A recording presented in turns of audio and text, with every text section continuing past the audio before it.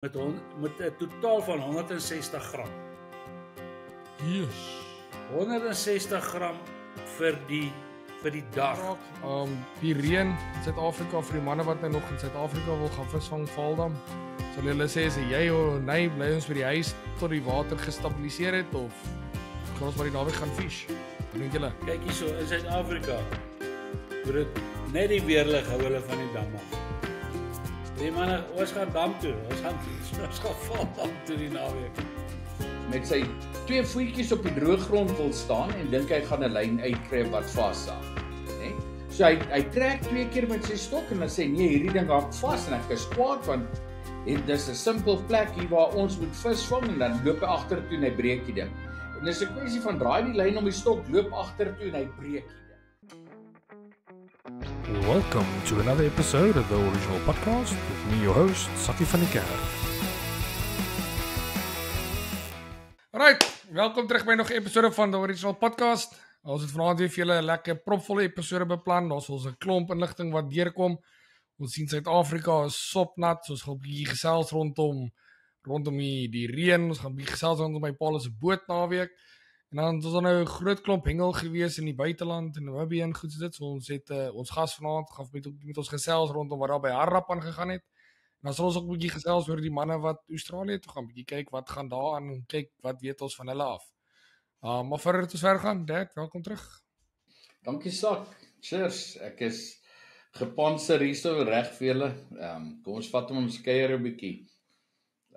Ek dink is bietjie duw. Ek wag inteendeel. Ek sê vir ma, een van die dae moet ek bietjie hierdie meneer Venter aanvat op 'n kuier om 'n vuur. Hy dodge my elke keer. Maar ek dink ons moet hy brag altyd, hy braai 7 keer 'n week. Daar staan hy As aan die gang as ek naby is dan sê nee, vanaand eet ons net broodjies of so iets. Ja, maar is einde van die maand dan man. Hy laaste week. Maar nou ja, ons gas vir vanaand, soos julle nou sien, is 'n bekende gesig op die podcast. Hy was al op die podcast van tevore. Oom Petrie, welkom terug by die podcast. Dankie julle, is lekker om saam met julle te wees weer.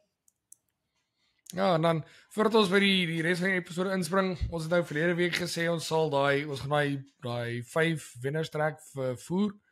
Nou ek het dit nog nie gedoen nie, so ek gaan dit net ons gaan gou sny. Dan sal ek dit net gou hierso insny.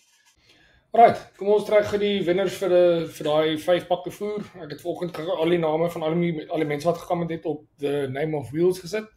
Julle weet hoe ek hierdie program hou daarvan, is baie uniform, baie regverdig.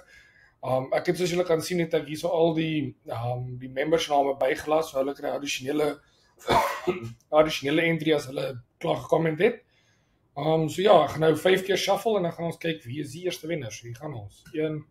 1, 2, 3, 4, 5. Dan spin ons op.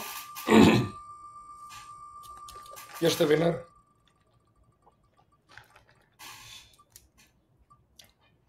Sal wees Jojo. Ons gaan hom in kontak kom, kyk wat die pak voer hy wil hê, wat se geure of wat hy wil hê. Onthou ons het die 5 verskillende geure. Tweede ene.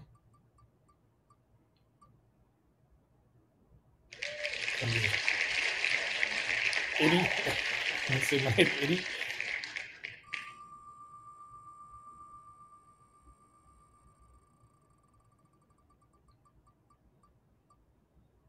Nommer 3, Johan Lus.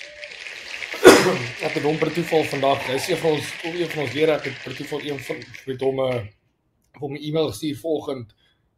So dit is heel per toeval, glad nie beplan gewees nie, maar dis hoe dit maar uitgewerk het.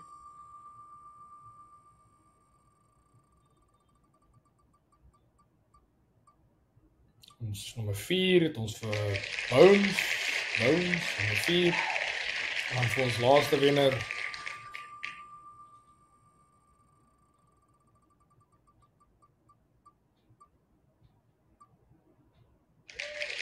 Christian Nudie. Right, hier kan julle sien by die results, hier is die 5 name wat ek sal kontak. Ons het vir Jojo, ons het vir Eddie, Johan Lus, Bones en dan Christian Nudie. So vir die klomp van julle, ek sal met julle in kontak kom deur die week. Gelukkig sal vir julle daai 3 pakke fyn en 3 pakke grof stuur. As ons net kyk wat se flavour wil julle hê. Alright, so vir wie ook al na daai voer gewen het, ons dis nou in die toekoms. Dan sal ons maar net baie geluk sê vir julle, ons sal daai pakkies by julle uitkry. Saam met die klomp members. Ek met die members het ek ook nou moet ons die week Ek het klaar die pakkies uitsorteer. ek het klaar die pakkies gepak. Ek wag net vir die voer, dan boek ek dit vir ons by die watsnaam. Ja. Die koerier. Ek kry maar nog steeds gereeld ouens wat vir 'n boodskap bestuur en sê ja, maar hulle is al 'n jaar lank lid. Wat definitief nie leer is nie. So ek sal maar net met daai mense moet kommunikeer. Maar die pakkies wat ons uitgee, dit is vir mense wat deel is van die membership wat vir ons ondersteun elke maand. Daai lekker level 1, lekker level 2 members. Vir hulle wat nou al 'n jaar is, ek kan dit alles op die stelsel sien. Die subscribers, ek kan nie altyd sien wie subscribers en hoe lank julle subscribers nie, so die subscribers kan ek regtig nie doen nie. En daar's te veel van julle, ek kan nie vir elkeen van julle 'n pakkie gee nie, anders dit my fisies bankrot maak. So ons sal maar kyk. Maar as julle nog nie hierdie episode is gelike of gesubscribe het nie, gaan like en subscribe vir ons, dit is gratis en verniet.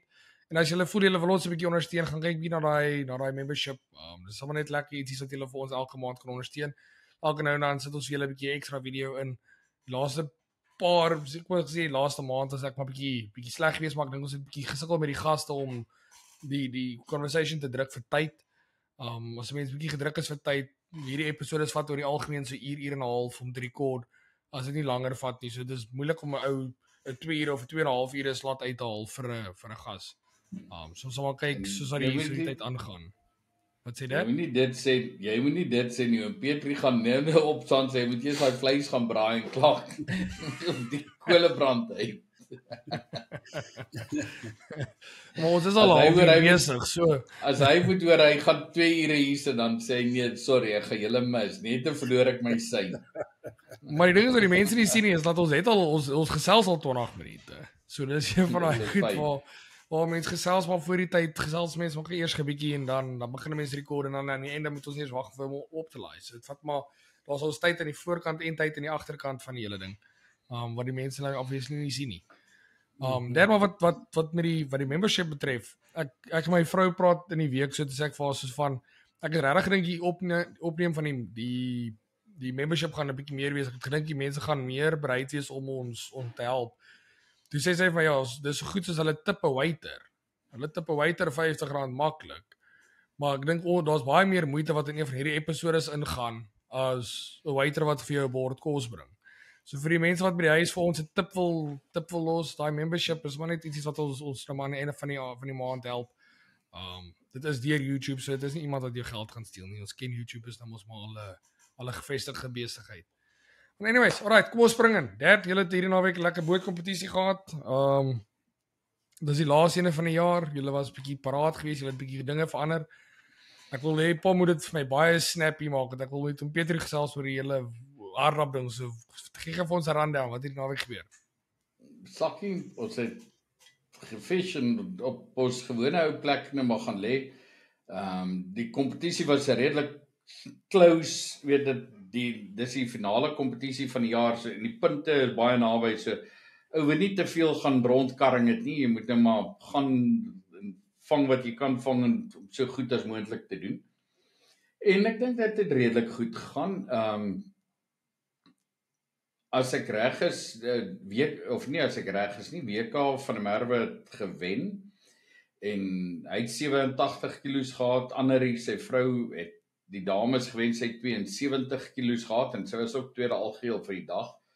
Dan was Lou Fourie tweede by man, sy het 62, dan was daar Andri Simon 49 kilos en ek 48. En dan dit nou afgegaan. Maar in alle geval, so ek was 4de, Lea was 2de by die dames as ek reg is. En die boot sal 3de wees. WK se boot sal gewen het en dan Lou vir die 2de en ons 3de. So ons in geheel gesien was dit 'n goeie naweek en wat die finale uitslae betref, wag ons dit nog nie gekry nie. Maar ek sal dit volgende week maar net vir mense deurgee as ons dit finaal het, dat ek nou nie bespiegel en sê wat ek dink en hoe wat waar nie. Maar dit was lekker. Ek in die oggend was ek bevoorreg om te begin. Ek het my eerste gooi was nou maar obviously 2 platties en ek het 3 kilo snorretjie gevang op die een en toe verloor ek 'n tweede ene en toe vang ek so 10 kilo snor. Lia het een aan die lyn gehad, hy het losgekom en ja, toe slaan sy maar oor na die Kaapse toe sit dit maar karptyd. En dan vang jy en dan vermis jy en dan verloor jy en dan vang jy weer, maar aan die einde van die dag het ek het geëindig, ek dink met 21 Kaaps en 4 babers.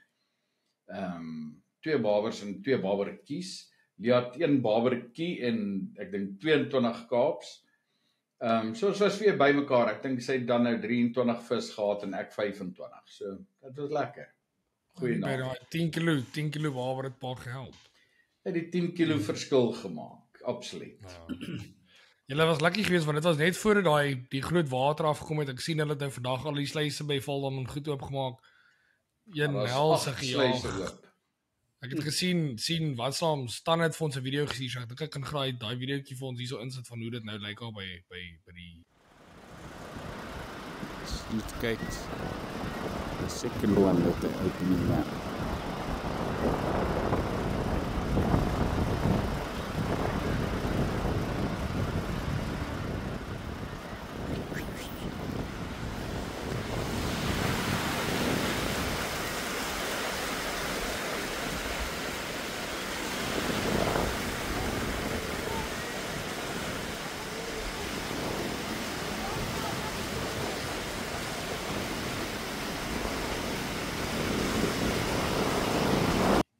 wal. Die dam. Maar ja, dit is rof. Ons kan hom net insny. Wat julle het gesien is 8 sluise hierdie tyd van die jaar al klaar. It's crazy. Ja. Crazy. Ag, dis verregaande want die dam was nog die heeltyd oor 100% vol. Absoluut mal. Absoluut mal. Maar weet Petrie 2 jaar terug, 2 Desembers terug of verlede jaar Desember toe die dam so leeg was, so verskriklik leeg was. Toe sê die mense ja, maar hulle het al die water afgespoel in die rivier af van die kant toe en daai kant toe en toe het hulle houe gekry daaroor. Nou hou hulle die water terug, nou kry hulle ook houe. So ongelukkig daai mense van waterwese is ook maar nie voorspellers nie.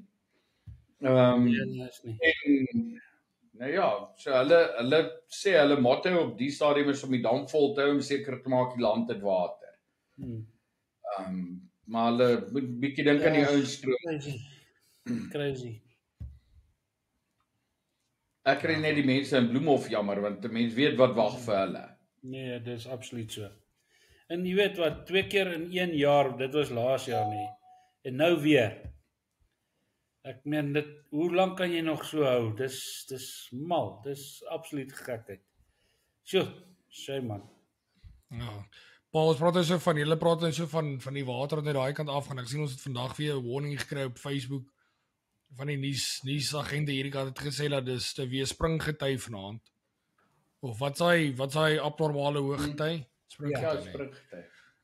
Springgety is al die lae liggende gebiede hier om die rivier en goed sê hulle soos julle moet weet, dis at least 'n meter en 'n half se water wat deur die stad gaan opkom. Hulle sê die stad En dan kom dit van onder af op. Ja, hulle sê die stad op hierdie stadium is, ek dink hy is dis die stad wat die 4de vinnigste sink in die wêreld. Ons het in die laaste, ek dink die laaste 4 jaar. Wat is stad sit nou? Richmond City, my sal, die waar ek bly. Yes. Hulle sê in die laaste 4 jaar, dink ek het ons 9 centimeter gemiddeld gesink. En hulle sê dit is 'n eksponensiële ding. So hy sink. So hulle sê dis die ingenieurs is op hierdie stadium dis hulle hande vol met die hele. Hulle moet julle 'n bietjie versprei, maak die stad groter, laat daar nie so baie in die bubbel is. Die stad is so groot. Ek dink jy kan hulle enigstens uitskuif nie. Dan sê hulle ons sal hier so iewers in die jungle insit. Julle is hoeveel miljoen mense? 10 miljoen. En 10 is dat miljoen mense in die stad. liewe moord. En die stad is definitief seker kleiner as Johannesburg. Jo. Nee. Ek dink Bly dit maar gaan aan die aansienlik. hoogtes. Ek dink tussen ek bly nie, kom ons sê ek bly nie heeltemal op die kant van die stad nie, maar kom ons sê ek bly so 3 kilos, 4 kilos van die edge van die stad af. Tot aan die ander kant van die stad is seker so 16 kilos. So 16 kilos. Maar daai 16 kilos kan jy so uur vat. Ons was die naweek was ons see toe gewees. So dit klink baie lekker, ons was see toe gewees. En dis van my af daartoe is dit so 80 kilos, 85 kilos. En een van my pelle het met 'n fiets gery. Hy het met sy fiets gery en ons het 'n ferry gevat en 'n ander pel van ons het 'n taxi gevat. Nee? Die ferry 2 ure en 15 minute. Die ou op die fiets 2 ure en 30 minute en hy moes 'n ferry gevat het. Hy moes 'n korter ferry gevat het. Die ou in die taxi 3,5 ure. My word. Vir 80 vir onder 90 kilos. Ja. So, hoe vinnig sal Pieter daai met 'n fiets klap? 90 kilos met 'n fiets. Hoe lank sal dit omvat? Nee, daai was nie. Daai is so 3 ure vir my wat op my beste, maar dis nou met 'n bergfiets. Was daai 80, sê 90 is 30, so 3 ure ja. Bietjie meer as 30 kilos. 30 kilos 'n uur gedoen. En dan met die motor, hè? Dan met die motor. My average is eintlik maar so daarom al 'n veteraan. Ja, ek sien meer in daai ding ja. Dis daai ek het hard geval, ek het my buiteweste geval. En ek kon net nie weer terugkom op hom nie. Sy staan hier, ons kyk mekaar so nou en dan. Erika wil haar al verkoop het. Maar dit sal skei sake wees. Te veel bloed op daai ding gesweet. Ja, ek sit aan hierdie kant sit ek nou in 'n situasie waar ek het ook nou 'n bietjie 'n gewigsverlies paadjie wat die journey wat ek deur probeer gaan. So op hierdie stadium doen ek ook so 30 kilos op die fiets 'n dag. Dis maar in die gym, maar dis ek probeer so 30 kilos. 30 kilos en dis wat my burn die calories ou maat. Dis al wat dit is. Hou op eet. Want wat jy in jou mond insit gaan in jou lyf toe en jy kry dit nie gebrand nie. So as jy dit net kan brand, dan gaan jy werk. My issue is nou weet ek as ek daai uur op die fiets is daai 30 kilos vir my en dan sit ek op so 550 calories wat ek gebrand het. Ja. Nou vir alles wat ek nou eet, as ek sien so 500 calories, dan dink ek, yes, hier op daai fiets wat ek nou eet en dit vat my 2 minute. Dit vat my 2 minute om daai pakkie chips te eet. Dit vat my 1 uur om daai ding af te werk. So dit mentally maak dit 'n mens heeltemal anders te dink aan die kos. Ek het vroeër vanaand by die werk, as ons by die werk breek het, dit gee hulle vir jou so kan jy nou na die teachers lounge toe gaan, dan gee hulle vir jou klomp snacks en goed so dit. En ek vat die snack wat ek altyd sou die pakkie chips wat ek altyd net maar so geëet het en ek kyk en hy sê per 580 calories. Ek dink toe by myself, ek sê, yes, dis 'n uurse traptrek, is regtig nie so honger nie. Sit ek my pakkie chips neer. Ek nee, ek gaan werk, maar ek gaan loop rond in die klas. Wat goed werk, ek het as ek daai oefenprogram doen dan doen ek daai fasting, dis net 'n compulsory fasting. So jy vat nie in nie en jy vat 'n bietjie fluids in. En dan vanmiddag as jy op die fiets is, dan brand jy net soveel meer. Ja. So dit is nogal, maar dis 'n wetenskap man. Yes, ek was man en ek wil erg kompeterend gaan ry tot ek neergedonder het geval het. So wat ek doen hierso by my is ek eet nie in die oggende nie. Ek het van kinds af is ek nie 'n groot oggendeetmens nie. So in die oggend gaan ek universiteit toe en ek gaan drafklas en kom terug en ek gaan so 12 uur kant gaan ek gym toe. Dan gaan ry ek nou fiets en dan kom ek terug en as ek eers terugkom dan eet ek nou. So ek eet vir die eerste keer as ek nou klaar geoefen het. Ja, is goed. Nee, hou net aan. So kyk. Hou maar net aan, Sakkie. Dis die groot ding. Dis jy moet net aanhou en ewe skielik kan sien jy daar begin uitdrop. Ja. Die begin is moeilik. Met dit laat julle nou so gewig verloor en sulke kenners is, hoe affekteer dit julle hengel? Nee, dit maak alles beter. Wat jy glo nie. Alles wat elke tree wat jy gee is makliker. Nee, Het jy meer energie of jy minder energie? Is jy nie boet as jy al by die dam is nie? Nee. Dis die goed. Dis die goeie ding van dit is. Jy het net meer en meer energie. Nee, daar's geen twyfel. Pa sal nie glo nie. Hierdie van pa weet toe hou ek van 'n middagslaapie. Ja. Ek is 'n baie groot voorstander van 'n middagslaapie. En ek het genoeg tyd om 'n middagslaapie te gaan vang. Ja. Maar as ek die dag oefen het, hoef ek nie daai middagslaapie te vat nie. En ek voel presies dieselfde vanaand as ek by die huis kom. Ja, As ek die dag gym skiep, kan ek pa beloof daai middag kap ek 'n uur slaapie. Ja. So dis definitief, ek dink jou energievlakke is beter met die oefen. Dis crazy. Dit is so. Maar nou ja, kyk, kom ons los hier is nie 'n gesondheidspodcast nie. As julle wil hê ons moet 'n bietjie meer gesondheidspraat met julle vir ons sê, dan sal ons 'n bietjie 'n kenner inkry. Ek dink dit is dalk iets wat goed kan werk, net. Ek dink as ek kyk na die gemiddelde hengelaar op die fiets bly. Nee man, ek dink as ons kan bietjie gesels met 'n gesondheidskenner. As ek gaan kyk na die gemiddelde hengelaar se maag se conference, dan dink ek ons kan maar dalk 'n gesondheidspodcast of 2 doen. Ja. En dit sal Ek dink sal hengel net so baie bevorder. Los ons dik is uit. Ons het mos eendag 'n grappie gemaak wat as mens by die dam vir iemand sê, "Hey, dik is," dan kyk ons so 10 ouens om.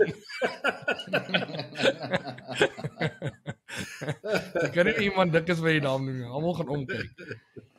Maar nou ja, alright, julle verlede week wat er verby is, was daar daai groot internasionale kompetisie daarby in Harrap, Suid-Afrika teen Namibië, die gewone wat is die streek 5, Pedro?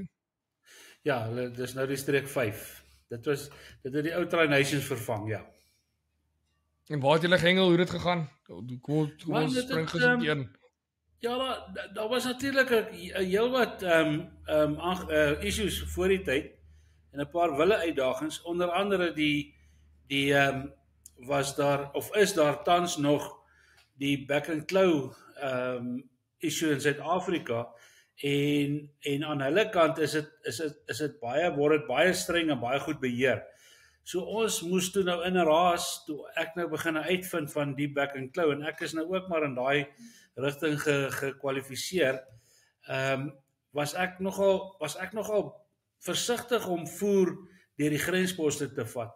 Die uiteinde van dit is ons het 'n ouetjie daar Morney Pren wat aan daai kant 'n hengelwinkel het. Maar sommer so op die sideline, dis nou nie sy hoofinkomste nie, maar wat 'n interessante of wat 'n goeie ouetjie daai man. Yes, like Ons ken hom. Ons het maybe was ons al by hom gewees. Ja, hy het baie mooi saamgewerk en aan ons kant hierso by Chris Boyle en hulle ons moes hierdie goed in 'n raas reël. En die spanne moes hulle bestellings insit. So in hierdie goed het gebeur so 2 weke voordat ons vertrek het. So gelukkig het ons die voer nou op 'n trok gekry wat hy gereël het saam met sy ander goedjies wat hy uit Suid-Afrika uitkry, maar ja, dit was 'n groot gedoente, maar die voer is toe in en hy het vir ons die voer kom aflaai uit Windhoek uit, het hy nogal vir ons dit kom aflaai daar in Hardap. So toe ons voer nou uitgesort. En ja, so het ons begin hengel, 5 spanne, waarvan ek die bestuurder van die Protea Meesters is, of was, en Erika het ook gehengel saam met die Sassak dames, en dan was daar 'n Sassak senior span, en 'n Protea senior span, en 'n Protea damespan. Maar goed, ek gaan nou maar meer 'n bietjie fokus op my Protea Meesters, want jong, wat 'n goeie klomp ouens, en wat lekker was van hierdie toer, is ek het 2 ouens in die span gehad, wat reeds al saam met my op Hardap was, en selfs by Nouta was. Noutedam, daar naby Keetmanshoop. So hulle het al geweet, hoe werk hierdie Namibiërs se puntestelsel, en want ons het mos nou die cap, en interessant, die reël in Namibië sê, ons mag net 10 vis per spesie vang. En toe hulle vergunning gekry dat vir die streek 5 toernooi mag ons 20 per spesie vang. Nou tradisioneel is ons net baie beter en ek dink dit het te doen met ons manier van hengel in Suid-Afrika. Ons is dodelik op die karpe. Ons maak 99% van die tyd maak ons karpkwotas vol. Hulle op die ander kant is weer baie goed met hulle kurperhengel en hulle geelvissies hengel en hulle geelvissies is ons maar klein, dis so 210. En hulle is nie so groot op die barberhengel nie, maar ja, so ons het geelvissies, maddies en kurper is waar hulle ons gewoonlik pak slaag mee gee of probeer. Nou ons manne is regtig aanpasbaar, maar wat ek wil sê is hierdie jaar en onthou nou 'n jaar gelede was Harda dol leeg. Hulle het eintlik dit was so leeg dat hulle die skema, die water, die besproeiingsskema onder die wal het hulle gestop, nê? En die liewe Vader het voorsien dat daai dam in 'n jaar se tyd weer vol geword het. Nou as ek sê vol, dit klink my hy moet hier by 70% gehou word. Ja, dit is hulle normale hoogte.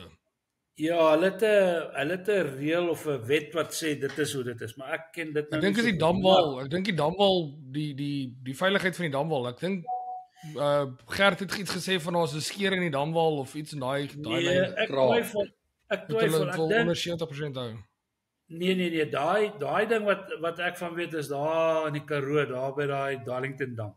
Hierdie ouetjie is regtig om te bekeer dat die vloedwater nie weer in Mariental ingaan nie.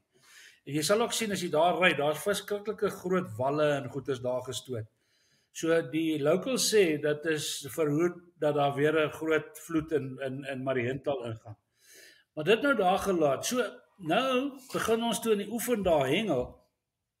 En ons het gou agtergekom, daar is nie klein vissies nie. Daar was sporadies klein vissies. Maar nou is ons versigtig dat hulle dit nie vir ons wegsteek nie. Jy weet mos hoe kyk jy nou mos maar. So ek het hulle nou maar fyn dopgehou en ek het gesien wat hulle doen en hoe hulle asies lyk en so aan so.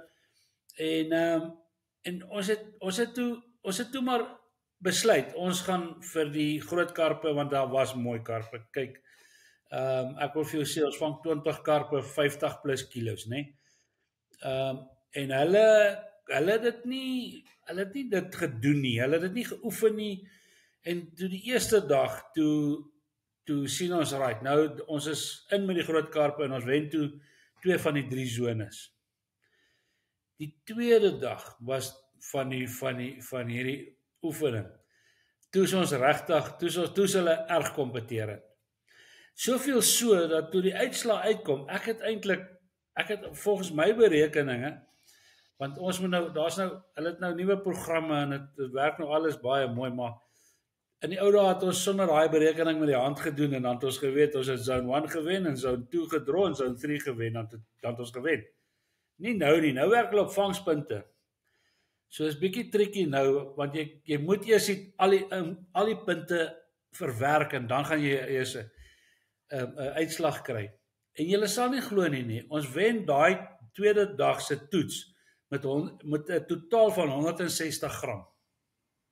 Yes. 160 gram vir die dag. Almal se vangspunte ingereken. Ek dink ons was daar iewers was ons gelyk. En toe moet hulle na die gewig of iets gaan kyk. Ek kan dit nou nog nie lekker verwerk nie, maar die punt is dit is wat dit is. Oom vertrou hulle man net. Oom vertrou hulle. Dis hoe dit werk. Ek kon huis toe laat weet ons is okay. Is hy tipies in Petrie Venter? Ja en amen. Ja, is reg swaar. Ja, is ons reg. Gewen is al wat tel swaar. Ja, absoluut. Ja, maar nou ek het nou nie vir my span gesê nie, maar en ek sê dit met groot humbleness en groot dankbaarheid is dat al die SAFOF spanne waarin ek betrokke was, het ek nog niks minder as 'n goue medalje huis toe gevat nie. So ek wou nou nie vir my span sê voor die tyd dat dis wat ek luister ouens, julle moet either jy shape of jy Ja. So ek het nou maar na die tyd vir hulle gesê, boys, ek wou julle nog sê, maar ek het maar gedink om dit nie te doen nie. Maar anyway, So ja, dit het gemaak dat ons nou die toetsreeks wen. En ja, die derde dag het ons net gegaan weer vir groot karpe. So ons plan met die gewig in die 20 karpe en die gewig by 50 kilos, bo 50 kilos, het die bietjie klein vis wat hulle wel raak gepik het ons hulle regtig mee seer gemaak. En hulle het erken, hulle het nie die groot karp game gedoen nie. En dit het hulle gekos. So as hulle bietjie vroeër aan die gang gekom het daar by die tweede dag, dan sou hulle dalk daai dag at least kon draw. Maar ja, dit het nou in ons guns getel. So ja, wel dan vir die ouens.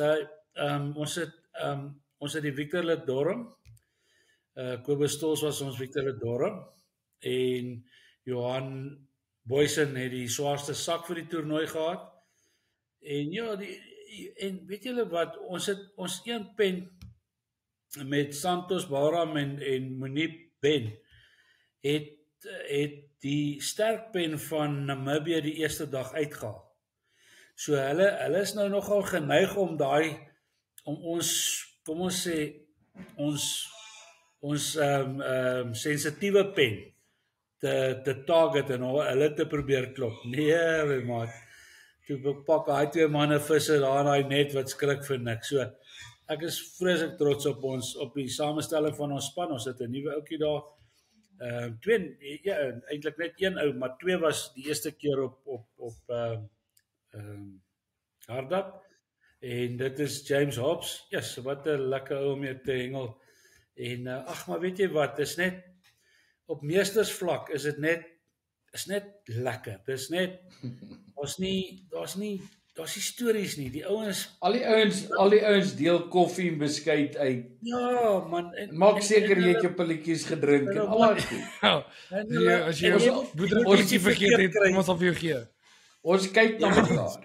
Jy moet ietsie verkeerd kry as jy wil sien hoe happel hy jou, maar so jy weet so nee, dit is net jy weet die Oom Peter, waar het julle gepen? Ja, dis interessant. Ek het nogal die dames spanners en die senior spanne het ek nogal jammer gekry. Maar ek dink die Sasak manne en die Sasak dames was was by Mombakkies, nee, daar agter, heel agter. En die Proteas was op daai flats, na die moddergat se kant. So dis heel agter. So ons was gelukkig, die meesters het hulle hier by Bakvis 1 en by Bakvis 2, nee? Bakvis 1, die linkerkantste oewer van daai Bakvis kom. So ons was lekker en ons het hom 2 jaar terug ook gehengel. So ek Jy het nie te ver te gery nie. Ja.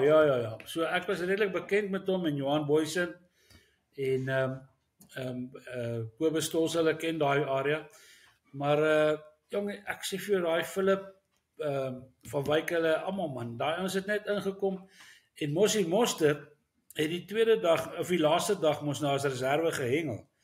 En hy het overall tweede gekom op sy sone. So en weer eens daai manne het net as hulle daar inslot dan lyk dit of hulle dit al baie jare doen. En hulle doen dit baie jare. Hulle doen maar dis net so lekker en ag man, ons het op die oord gebly. Ons het goed gebly, ons kamers was goed. Alles was net lekker, weet maar daai plek is net aangenaam. Dit is net hoe dit is. So ja, dit was 'n baie lekker toer, baie lekker. En almal se karre het dit daarom veilig uitgemaak? Nee, jong, daar Peter self het 'n bietjie van 'n ding gehad. Ek het altyd so gebruik met my 270 canopy of afdakkie wat so sterk is en ja, daai wind, ons het een gas daar gehad wat alles opgevoeter het, die kaste rondgewaai het en die sambrele en die goede. En hy het my canopy ook gevat of my afdakkie.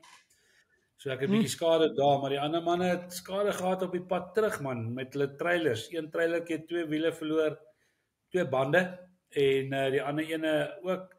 Maar snaaks, dit was net omtrent so 50 km buitekant Keetmanshoop en julle weet mos daar's mos nou nie potholes en goed nie. So ons weet nie regtig wat die rede is nie, maar ek dink daai hammering op daai paaie is nie maklik nie, hè. Daar's om toegang tot die oewer en uit te kry is 4x4 dinge.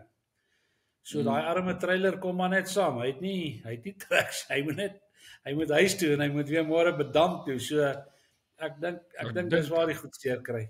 Ek dink as 'n mens net vir die luisteraars by die huis kan sê hoe dit daar by Hardap lyk, die klippe daar is ietsies uit 'n ander wêreld uit. Dit lyk of dit lyk asof jy op Mars of ietsies ry. Ons het selfs toe ons al gaan hengel het, was dit ook 'n situasie en 'n half. Gelukkig ons het daarmee nie enige probleme gehad nie, maar om 'n tyre of 'n ding daar af te skryf, dink ek is redelik maklik as jy nie en dis nie 'n ding van as jy versigtig is sal dit nie gebeur nie. Dit is jy kan so versigtig wees as jy wil. Dis dit vat 'n millimeter en hy sny jou hele band af. Jou hele band oop. Dis jy van daai goed waar ek moet sê Sakkie, wat baie belangrik is in die ouens moet dit ek dink die 4x4 ouens ken dit. Maar daai klipwêreld wat daar is, die Namibiërs sê vir jou, as jou wiel hard gepomp is soos 'n ballon wat styf gepomp is en 'n ballon wat sagter gepomp is, jy weet geblaas is dieselfde met jou wielaksie. So die ding daarso is jy moet onder 2 bar gaan op daai klippe en dit moet baie stadig gebeur. So as jy met harde bande daar ry dan het jy 'n goeie kans. En ons het 'n probleem gehad met een van ons manne. Hy het 'n klippie in, hy het 'n klips in hom ingedruk. En toe spuit ons nou allerhande goed deur die welf. En min het ons geweet daai welf is een van daai wat die sensor in het wat met die kar praat. So ja, daar's 'n lesie. Ja. Ek het per toeval hoekom ek die topic nou opgebring het, is ek dink ek het daai videoetjie gesien. Ek dink tannie Erika het hom opgesit. Ja. Ek gesien die klomp, hoeveel manne vat dit om een tyre te change? Nee, kyk, daar's genoeg advies daar, nee. Tot Petrie sê bring jy hamer, dan staan hulle aan jou kant. Dad, wat wil pa sê? Ons nou hier in die middel van die jaar daai kant toe was. Het ons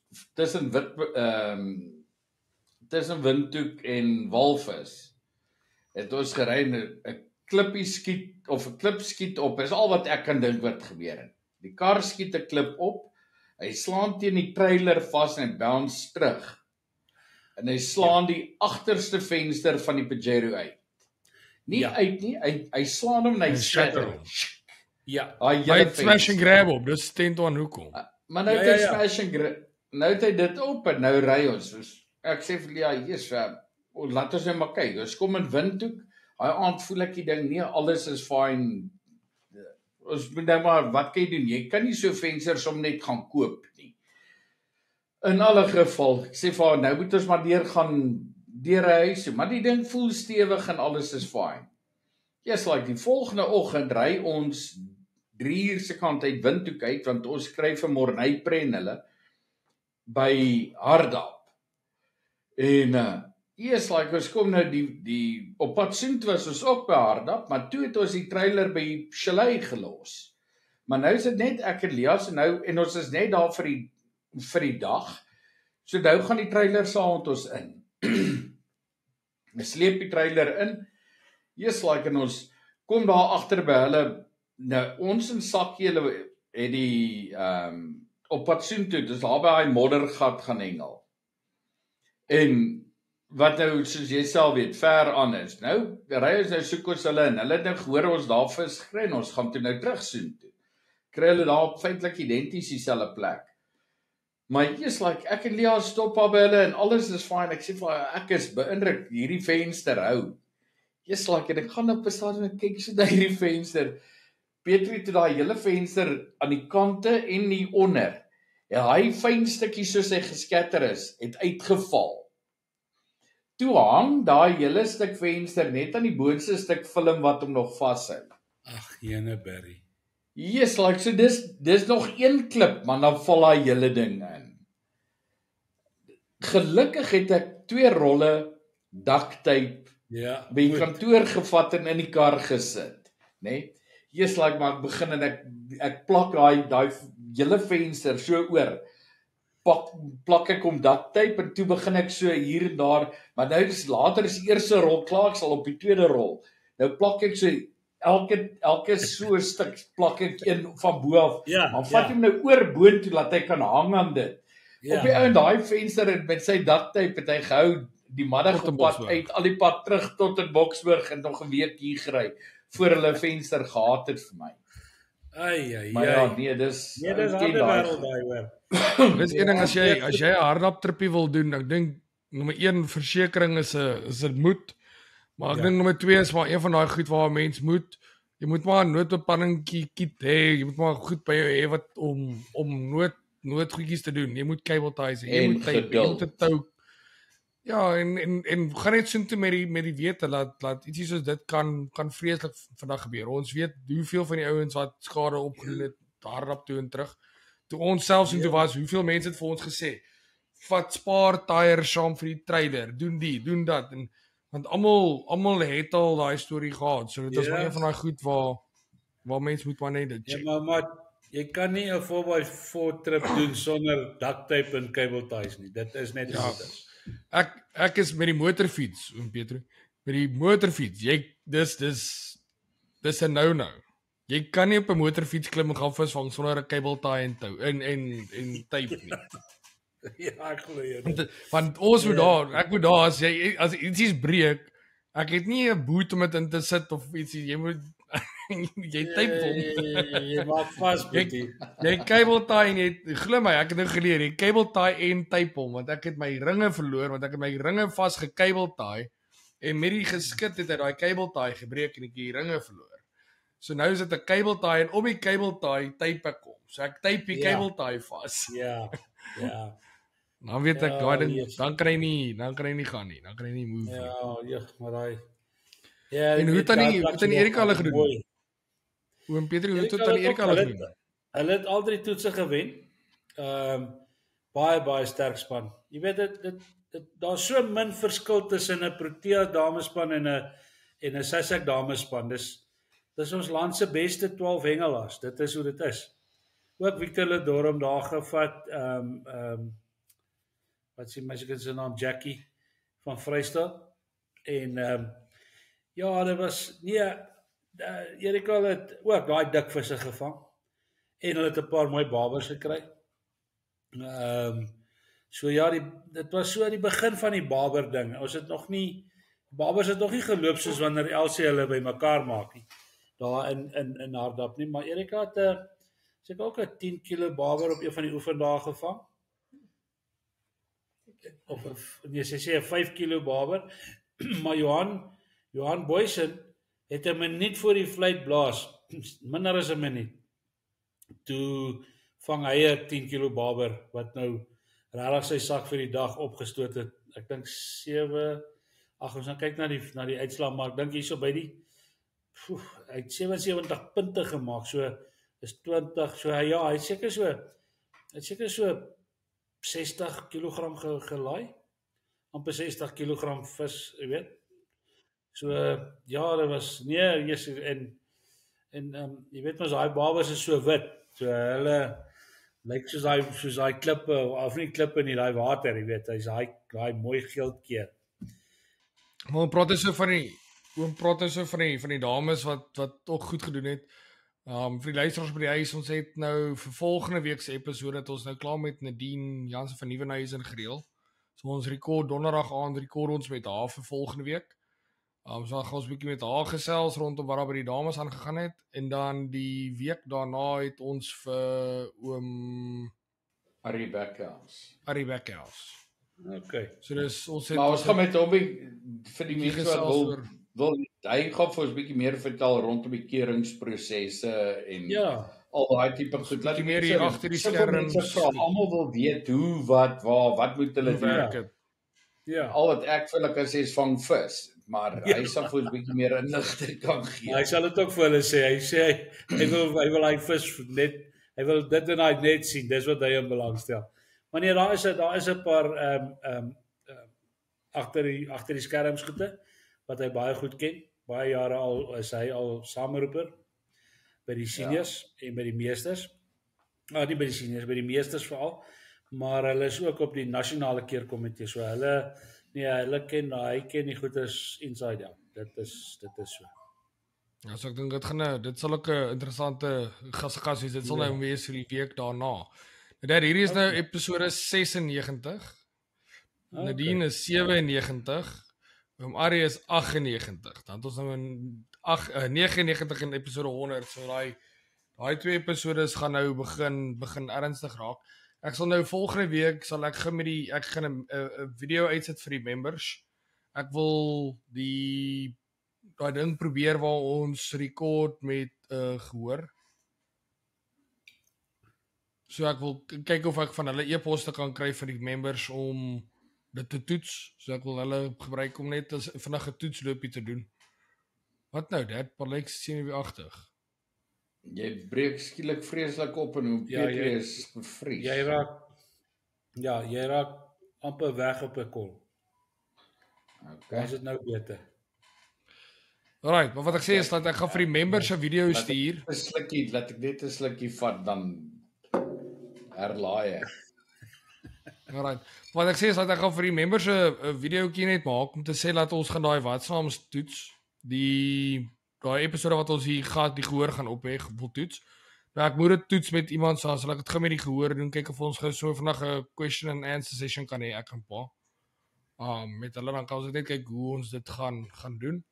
So ek sal dit in die week sal ek net daai videoetjie opmaak. Dan sal ons daai in die gang kry. Alright, kom ons gesels gou. Laaste topik wat ek gou wil aanraak. Die reën in Suid-Afrika vir die manne wat nou nog in Suid-Afrika wil gaan visvang Vaaldam. Sal hulle sê as jy of nee, bly ons by die huis tot die water gestabiliseer het of kan ons maar die naweek gaan vis? Wat dink julle?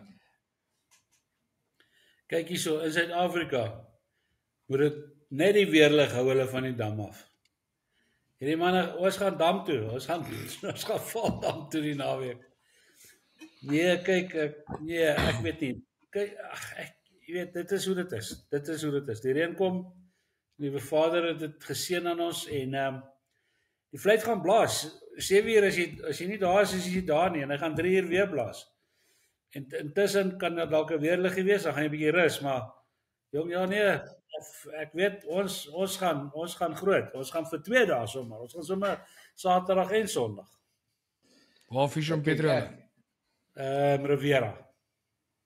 Julle gaan nie inkom nie. Is dit? Gaan Riviera nie in daai wildskamp lê, deur agter die draad lê nie. Ek weet nie, daai boer is maar moeilik as dit hy sê vir jou dis onhengelbaar of is onbegaanbaar. En dan stop hulle maar die ding. Ek het 2 goed wat ek wil noem. Eerste ding is die dam se vlak wat so hoog is. As ek ken nie Riviera goed nie, maar die keer wat ek daar was, weet ek dat jy ry, as jy inry, as die dam nou hier op jou linkerkant en dan hier al agter jou is daai wildskampdraad. Ja. Né?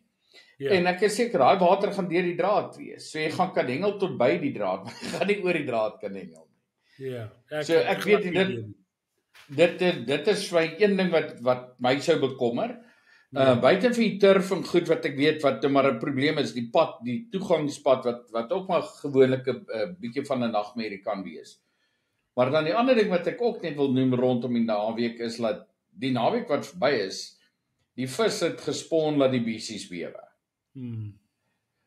Dit was chaos daar om my dam. Ek sal vir jou sê partykeer het ons gedink daar's hardlooppatrol perde daar agter ons boot deur. Soos wat hulle aangegaan het. So wat ek net vir mense kan sê is daai vis is uitgeput. Hulle is freaking honger dat die beesies bewe. Hulle het 'n week lank nie geëet nie. Hulle het net laf gegaan. So ek dink daai vis gaan so honger wees laat jy as jy by die dam kan kom, gaan jy hulle vang, dink ek. Ja. Die vars water, die suurstof, alles, ek weet nie. Ek dink dit is 'n goeie naweek wat voor lê, maar as jy by die water kan uitkom. As jy by die water kan uitkom. Ek dink die vlak van die dam is bitterhoog. So daar's baie van die plekke wat weer binne in agter die bome lê, daai tipe goed. So dis baie moeilik. Die area waar ons met die boot byvoorbeeld hengel altyd, daar het die water nog die hele jaar agter die bome gelê. Ja, korrek. Ja. So nou is hy heeltemal agter die bome. So Ja. daar's nie eens amper 'n manier. Ja, ek dink die issue gaan wees om by die oewer uit te kom as jy kan. En ek Ja. dink nie en jy weet selfs Leeuplaas, daai boere laat net nie meer sy paaie so stukkend ry nie. Hulle laat Weet jy daai ver regterkant, daar by die droëboom, jy gaan nie daar kan kom met daai drade nie. Nee, Want jy kan nie deur die hek kom nie en jy jy gaan ek nie. weet nie. Ek dink is 'n moeilike tyd wat voor lê. Ek dink Ja. 'n plek soos Hartsies, ek weet nie hoe lyk hy nie. Nee, glad maar hy nie, kan glad Is nie dit? Barry. Glad nie. Hy was tot nou die dag toe, tot 'n maand terug kon hy nog nie daarin nie. Daar's daar van die draad af waar jy ingaan by die draad na die oewer toe, daar af. Daar's die probleem al by daai hek. Ja, dit is totaal onhengelbaar nog daar. Ja. Daar sê julle 'n bietjie uitdaging wat vir julle voor lê. Ja. Buurman, die kom julle. Ja, en hy's te klein. Daai areale suikerbos is net te groot. Daai ouens sit so 40 mense op die oewer neer. 40 mense is niks vir buurman nie. Nee, maar dis net daai stukkie aan die agterkant van. O, jy meen buurman. O, ekskuus man. Ja, ek is nou by Moelman. Sorry. Nee, dit is so. Maar ek dink nie ons het daai oewer nie. Ek dink ons het Rivera bespreek. Ek sal maar hoor wat sê Ari. Ja, ek dink julle het 'n rustige naweekie by die huis. Hengel, julle die naweek, hè? Nee, ons het 2 naweke na mekaar na die boot uitgegaan, so hierdie naweek is definitief 'n rus naweek. Ons gaan definitief nie met die boot kan uitgaan nie, want ek het die cover van die een hatch gebreek. So ja, nee, ons moet dit eers laat regmaak. Ek het 'n proteïenblok op die kant van die boot gesit en die volgende toe ek opstaan toe val hy af en toe hy afval toe val hy so punt met so punt van hom op daai ding. So is 25 kg op daai hatch en hy het hom goed gebreek. So, skade. Maar ja, dis domheid. Deel van visvang, ongelukkig. Ja. En dan as ek nog een laaste vinnige onderwerp net gou kan ingooi. Iets wat ek nou die week gesien het op Facebook wat nou weer kop uitgesteek het. Dis ene meneer oom Loukie Lewies het 'n groot post gemaak rondom die 10 pond lyn en ek sien daai post het redelik weer viral gegaan. Wat is julle opinie rondom die hele 10 pond lyn ding nou, dat mense kan sien wat se nagevolge dit het op die oewer? Kom ons begin daar by Petrie. Want kyk, ek is 'n my agtergrond is wetenskaplik gebaseer.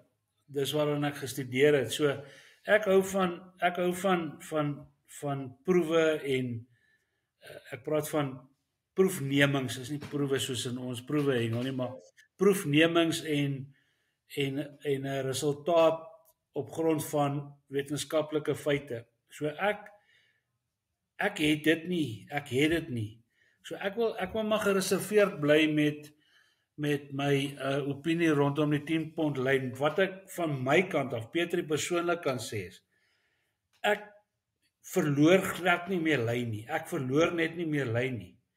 Ek hengel nou al vir maande, as dit nie al jare is. Wat as ek miskien 'n leader breek of afgooi, of as ek my hoeklyne is van so 'n aard dat ek nie nodig het om 'n leader te breek nie. So persoonlik self, ja, ek wil my maar net eers gereserveerd hou rondom die 10 pond lyn as hengel. Dis moeilik as die wind waai, dis moeilik vir meesters. Dit is soos Loukie sê. Maar dis vir almal moeilik. So my opinie net rondom die lyn wat in die water lê, dit is natuurlik so dat 5 pond en 7 pond lyn gaan vinniger deteriorate en 10 pond gaan stadiger dit doen. So maar ja, ek het verder nie eintlik regtig 'n opinie sakkie. Ja, ek weet nie wat sê Barry nie. Ek wag in spanning. Weet jy wat ek sê is dit maak net nie vir my sin nie. Ons is definitief sover as wat my kennis strek die enigste sport of die enigste faset van hengel wat sê wat 'n beperking sit op hoe dun jy mag gaan. Al die ander as jy na al daai ICFA klasse en goed gaan kyk, sê hulle jy mag nie swaarder as die, jy mag nie dikker as die nie. Né?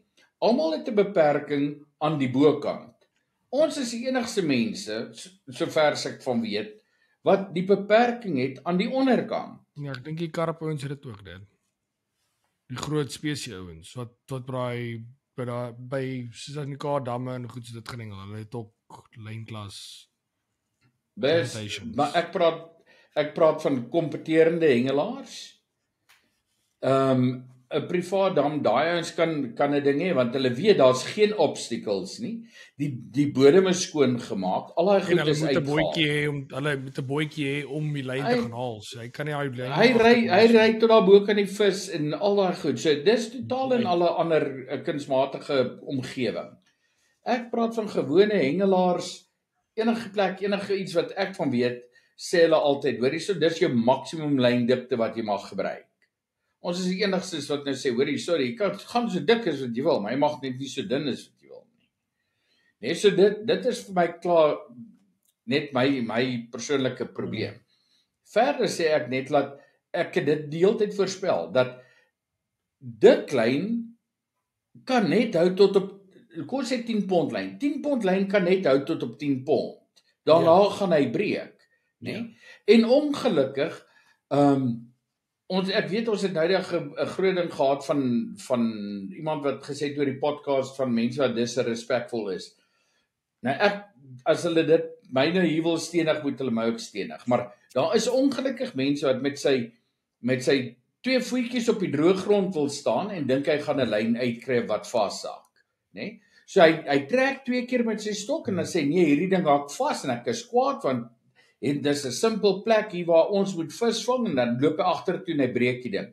En dis 'n kwessie van draai die lyn om die stok, loop agtertoe en hy breek die ding.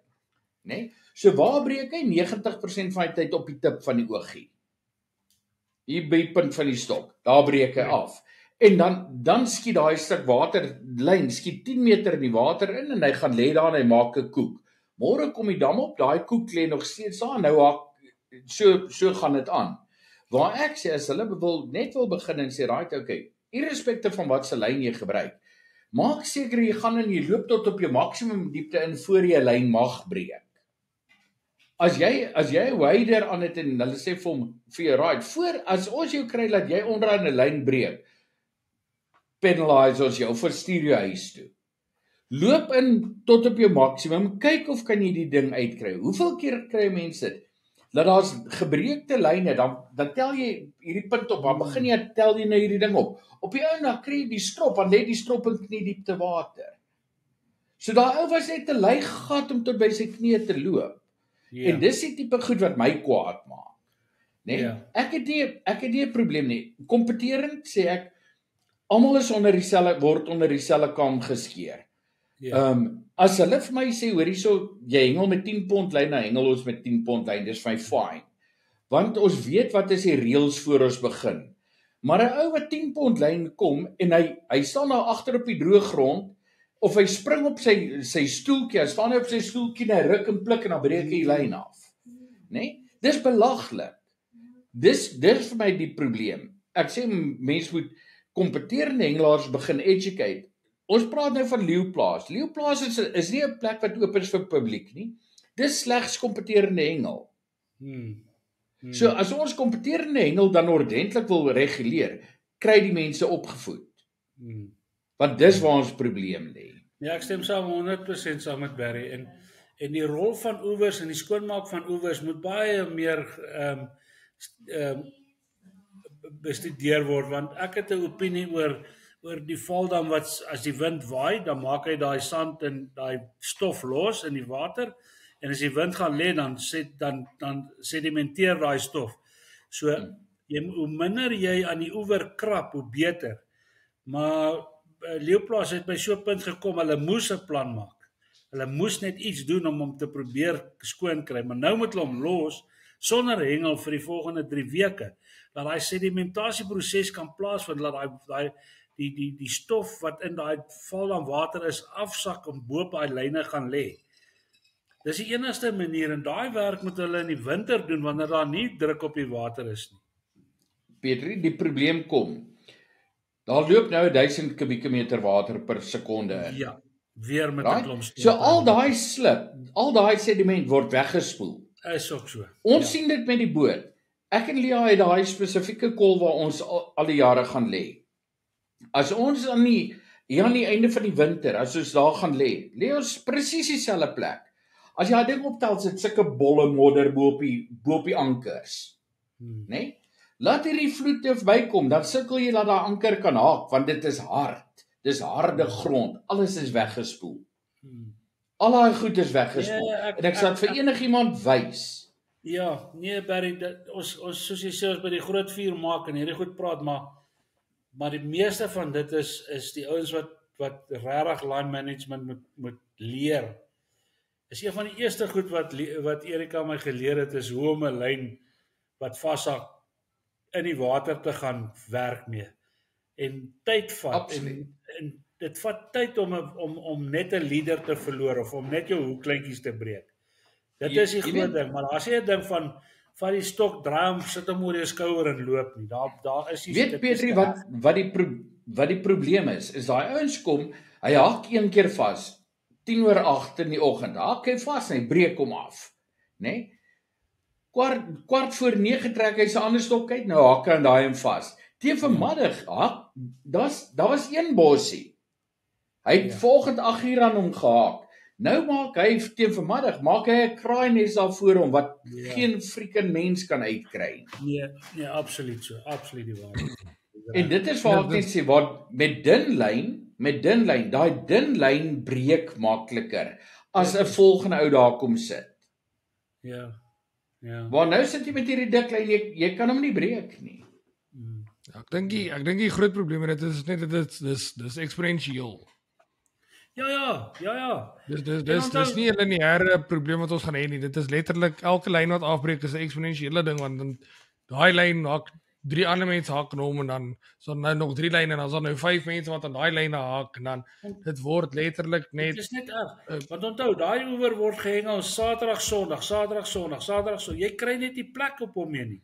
Enige van daai oewers vir daai matter waar jy kan inkom waar daar redelik vis gevang het. Daar sit 50, 60 mense op 'n oewer.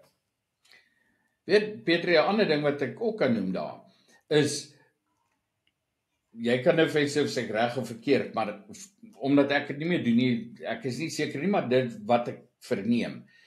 Jy mag nie meer 10:00 in die oggend een van daai lote gooi met 'n blade aan nie. Nee, daar's nie eintlik 'n beperking rondom dit nie. Ek het verstaan jy mag hom gooi voor die tyd, maar nie sodra dit jy begin hengel het nie. Nee, jy onthou net jy moet net jou een stok dan nou uithaal en dan daai job doen met hom wat jy wil doen. Nee? Dis soos ek het, daar's nie eintlik ek sal 'n bietjie seker maak, dis iets wat ek nou nie aan aandag gegee het nie, maar jy moet die regte equipment ook hê om dit te kan doen, hè. Want dit is iets wat ek byvoorbeeld sê, as 'n ou dit dan wil doen, laat hom toe met te doen, maar ek het verstaan dat daar was blykbaar 'n probleem waar mense een van daai goed aangesit het en opsetlik bietjie skeef gegooi het en toe nou ander mense se lyne gesny het en toe is die hele ding gestop. Toe is dan nou gesê dat dit mag net gebeur tot en met die hoeter wat blaas. Né? Maar dis 'n ding wat ek dink as 'n mens dit kan kry, moet jy gaan en sê raai okay, mense, dit word verplig dit. As jy jou derde lyn gebreek het, moet jy vir 'n uur staan en daai lood gooi. Ja, ek weet nie van daai reël as sulks nie, maar ja, ek sal 'n bietjie uitvind daar by Enizili. Ek dink dit is iets as 'n mens daai lyne net kan sny, net laat die loops en die goed wat gelig is, laat jy deur hom kan kom. Ja. 'n laaste ding wat ek vir mense wil noem wat nou maar 'n ondervinding is vir my van jare se hengel. En moet my nie vra hoekom of waarom nie, want ek kan dit nie vir hulle verduidelik nie, want dit maak glad nie sin nie. Maar ek het definitief dit al verskeie kere genoem. Ek dink ek het dit op die podcast genoem en ek het verskeie mense gehad wat vir my gebel het en gesê, weet jy wat, ons het probeer en dit werk. En dit is om dood eenvoudig te gaan en te sê, raai ek in sulke omstandighede hengel met 'n bottom weight. Dis asof 'n bottom weight die geneigtheid het, hy kom deur, waar 'n rietvleistrop haak vas en haak vas en haak vas. Ek kan nie vir die logika agter dit verduidelik nie, maar dis feit. Kyk Erika, ek kan jou nou sê, jy kan in Erika se kas enige tyd gaan kyk. As sy hoor van 'n vashak, dan hengel sy met een hoek. Anyway. Ja. So ek moet sê ek kry dit moeilik reg, maar as ek my eerste vashak gehad het, dan as ek maar terug na die een hoek toe en dan moet jy geloof hê, Boetie, dan moet jy geloof hê. Die ding is met die een hoek en Petrie, wat mense sal doen is dat as ek met een hoek hengel, sal ek gewoonlik 'n rietvlei vat en ek sal die boonste hoekie afhaal. Ja. So sal by die onderste hoekie hengel. Waar my pa nou praat van as jy met 'n valdamsrop hengel, gaan dit nou basically moet wees dat jy al die onderste hoekie af in plaas van die boonste hoekie. Ja, ek sien nie man hengel met een hoek valdamsrop. Ek sien dit. Jy moet veral byvoorbeeld met die reismure en goed. Hengel jy ons om almal so.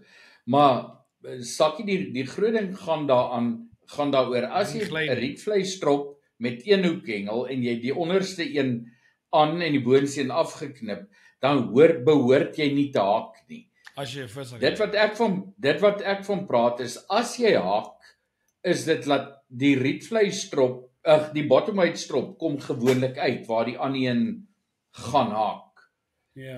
Ek praat van sonder 'n vis. Waar met 'n rietvlei strop met 'n vis dan het jy 'n baie goeie kans om hom uit te kry. Ja. Met sy net weer tangle tussen daai ander lyne.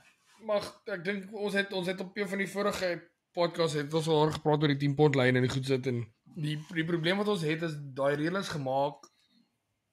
Daar sou nie veel, ons gaan nie nou kan backtrack nie. Vir nou dis waarmee ons hengel die reël is daar.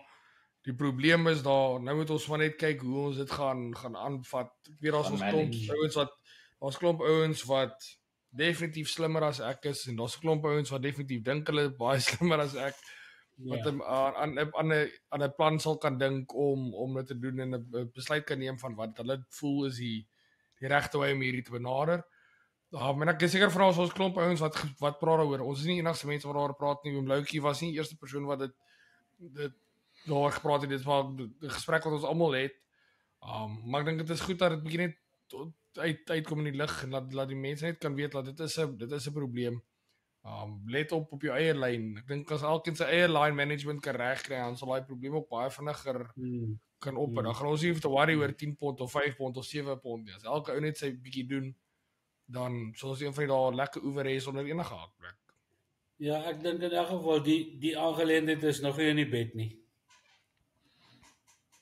Ja, as ek ook net 'n laaste ding daar kan noem, sakkie. Ek dink is baie beter kom ons dan almal terug na 2 pond of 4 pond toe. Ek dink dit maak dit in alle geval baie meer uitdagend. En dan die ander ding wat ek net wil sê is dat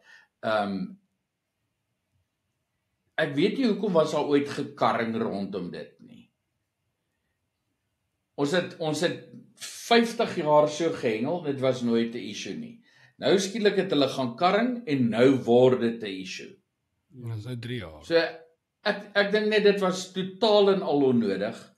Ek dink ons kon maar net so aangegaan het en die probleem sou presies dieselfde gebly het soos dit die laaste 50 jaar was. Ja, ek dink daai is 'n goeie opmerking, Barry. Dis maar net my mening. Ja. Alright, kom ons nou nie op 'n slegte noot eindig nie. Ons almal goeie laaste smile vir die luisteraars wat by die huis is wat tot nou toe geluister het. Oom Petrie, dis altyd lekker om oom op die podcast te kry. Ek is bly om te sien julle daarom 'n klompie vis aan baie hard opgevang. Ek het tannie Erika op sy foto's en video's op Facebook gesien. Ons het verlede week gehad, ek het gemention op die podcast en sê vir my pa, yes, lekker daai sakke het regtig net amazing gelyk. Ek dink dit is 'n fenominale kompetisie om te gaan hengel het. Ek sê julle is veilig terug. Ek sê julle het goed gedoen. En dankie dat dankie. oom so 'n bietjie met ons gedeel het. Ek waardeer dit. Groot plesier vir julle, hoor. Derde wil Dankie, ek meneer ook net Venter. dankie sê aan daai kant. Pot gou vinnig geskarrel. Klomp mense kom terug van die toernooie af, so dit is maar moeilik om die ding gereeld te kry. So ek wil pot dankie sê aan daai kant. Ek waardeer dit. Daar sê Dankie, Boetak. Barry. Chop. Daar sê Praat meneer weer. Venter. Alright, en dan vir die luisteraars by die huis wat geluister het, onthou wil ek vir julle baie dankie sê vir daai 5 wenners vir die pakke voer. Ons sal met julle in kontak kry. En dan sal ons met julle gesels volgende week. Hierdie was episode 96. Ons sien julle volgende week, selfde tyd, selfde plek. Cheers.